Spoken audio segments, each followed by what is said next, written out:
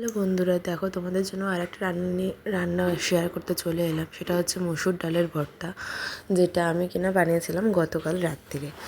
তো রাতের বেলা ওই যে বলেছিলাম যে সারাদিনে কি রান্না করবো সেটা একটা টেনশন থাকে। তো কালকে রাত্রিরে ভাবলাম যে একটু মসুর ডাল দিয়ে ভর্তা কিছু বানাই। তো সবসময় একই রকম খেতে তো ভালো লাগে না। তো দেখো আমি এখানে কড়াইতে তেল দিয়ে দিয়েছিলাম, আর তারপরে দিয়ে দিয়েছিলাম হচ্ছে টমেটো কুচি। তো টমেটো কুচিটা একটু ভালো করে নেড়ে নিয়েছিলাম। টমেটোটা কাঁচা গন্ধ থাকে, তো সেটার জন্য আর কি একটু অনেকক্ষণ ধরে নেড়ে নিয়েছিলাম। আর আর অবশ্যই একটা জিনিস মনে রাখবে, টমেটোর দানাগুলো না ফেলে দেবে, কারণ টমেটোর দানা ইউরিক অ্যাসিড বেড়ে যায়। সেই জন্য যখনই টমেটো কোনো কিছুতে দেবে, টমেটোর দানাগুলো ফেলে দিলে বেটার হয়। এবার যার যেটা ইচ্ছা। তো দেখো আমি এখানে তেলের মধ্যে টমেটো দিয়েছি, টমেটো দিয়ে সেটাকে একটু ভালো করে নেড়ে নিয়েছি। আর ওদিকে হচ্ছে মসুর ডালটা ধুয়ে রেখেছিলাম আর কি, একটা বাটির মধ্যে ধুয়ে রেখে দিয়েছিলাম। আর সেই মসুর ডালটা সেটার মধ্যে অ্যাড করলাম, টমেটোর মধ্যে একসাথে অ্যাড করলাম।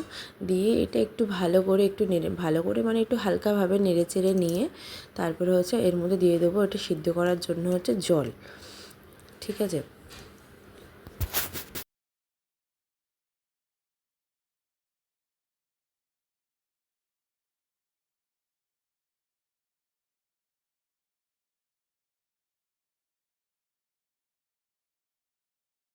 তো জল দিয়ে ঢাকা দিয়ে দিয়েছিলাম সিদ্ধ হওয়ার জন্য। তারপরে হচ্ছে দেখো অনেকক্ষণ পরে এসে আর কি যখন ঢাকাটা খুললাম, তখন ডালের অবস্থাটা এইরকম ছিল, মানে হচ্ছে প্রায় সিদ্ধ হয়ে এসেছিলো। প্রায় বলা ভুল হবে, সিদ্ধ হয়েই গেছিলো। তো তাও সিদ্ধ ডালটা একটা আলাদা পাত্রে নামিয়ে নিয়েছিলাম। আর হচ্ছে কড়াটা ধুয়ে নিয়ে আবার বসিয়ে দিয়েছিলাম। তারপরে ওখানে একটু সর্ষের তেল দিয়েছিলাম। সর্ষের তেলটা দিয়েছিলাম। তো তেলটা গরম হওয়া পর্যন্ত একটু ওয়েট করছিলাম। তারপর ওর মধ্যে দিয়ে দিয়েছিলাম হচ্ছে শুকনো লঙ্কা, গোটা শুকনো লঙ্কা ফোড়ন দেওয়ার যেরকম ফোড়ন দেয় ওর খুবই অল্প পরিমাণে, কারণ বেশি দিলে ঝালটা প্রচণ্ড হয়ে যায়। তো গোটা শুকনো লঙ্কা দিয়ে দিয়েছিলাম, একটু ভালো করে নেড়ে চেড়ে নিয়েছিলাম। আর হচ্ছে নিয়েছিলাম আমি 6-7 কোয়া রসুন। তো রসুনটা একটু থেঁতো করে নিয়ে ওই তেলের মধ্যে যখন শুকনো লঙ্কাটা তুলে নেওয়ার পরে ওই যে তেলটা ছিল সেই তেলটার মধ্যে রসুনটা দিয়ে দিয়েছিলাম, থেঁতো করা রসুনটা। তো থেঁতো করা রসুনটা একটু ভালো করে নেড়ে চেড়ে নিয়েছিলাম, একটুখানি ভাজা ভাজা হবে, দিয়ে তারপর রসুনটাও একসাথে নামিয়ে নেব, লঙ্কার সাথে নামিয়ে নেব। লঙ্কা নামিয়েছিলাম যে শুকনো লঙ্কাটা, তার মধ্যে রসুনটা নামিয়ে নেব, ভাজা রসুনটা। দেখো ভাজা হয়ে গেছে, এটা অফ করে দিলাম, দিয়ে এটা নামিয়ে নেব। এদিকে দেখো মেয়ের ডালটা করবো, ওই জন্য একটু তেল দিয়ে কালো জিরে ফোড়ন দিয়ে হালকা করে সাজাও দিয়ে দেবো।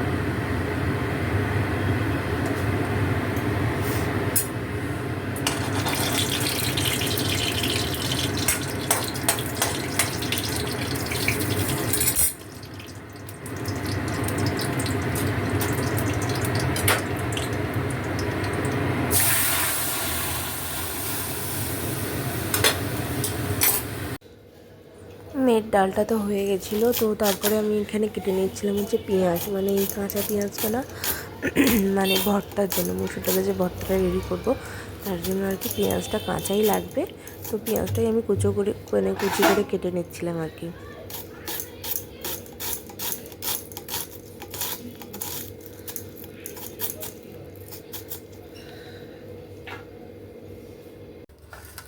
তো এবার হচ্ছে মাখার পালা। এবার লঙ্কাটা ছিল, শুকনো লঙ্কা আর রসুন দিয়ে আর একটু লবণ দিয়ে, পরিমাণ মতো লবণ দিতে হবে, কারণ ডালে লবণ দেওয়া ছিল অলরেডি। তো সেইভাবে একটু পরিমাণ মতোই লবণ দিতে হবে। লবণ দিয়ে আরও একটু সর্ষের তেল দিয়ে নেবো। তো দিয়ে সবটা একসাথে মেখে নিয়েছিলাম। বিশ্বাস করো হাতটা এত জ্বালা করছিল না ওই শুকনো লঙ্কার জন্য, ঝালটার জন্য বলার কথা না। তারপর ওই ডালটা যে পাত্রে রেখেছিলাম সেটার মধ্যে আর কি শুকনো লঙ্কা আর রসুন যেটা মাখলাম সেটা দিয়ে দিয়েছিলাম।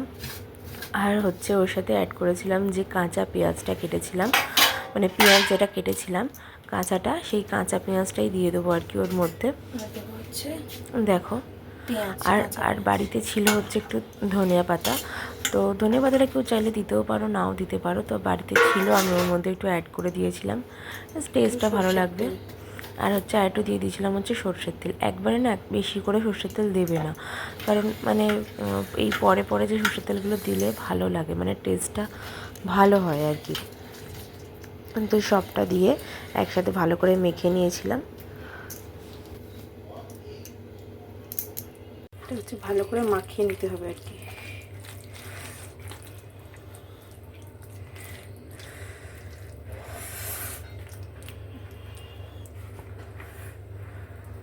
হচ্ছে এর মধ্যে দিয়েছি একটু ধনে পাতা ছিল, ঘরেই ছিল, ওই জন্য ওটার মধ্যে অ্যাড করে দিয়েছি।